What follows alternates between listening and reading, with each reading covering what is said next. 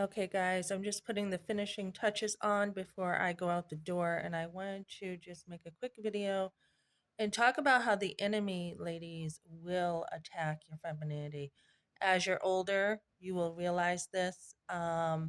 When you're young and you have too much of attention from men and they're giving you just way too much when you're younger, a lot of times the normal boundaries for women get cut off. They're just cut off, and she learns that she has to make men happy and she has to please them and all this stuff. So, as you're older, what you want to do is you do want to demand respect from men. You do.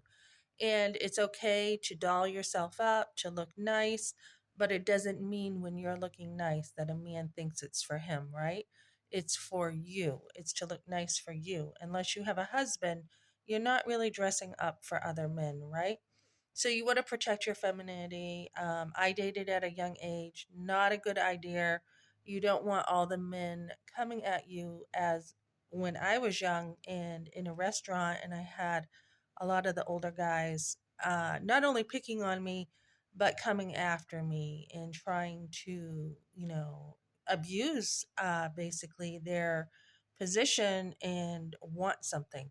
So when that happens to a young girl, she grows up thinking that men want things from her and they only want one thing. And of course, that's what my grandmother taught me, that men only want one thing.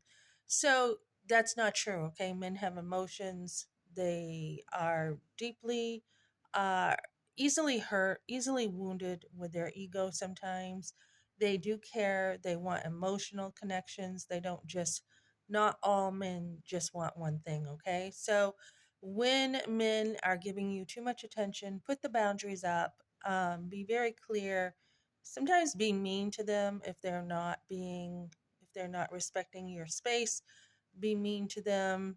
Let them know that it's not okay. A lot of men just haven't understood that you have your personal boundaries and there's a reason why.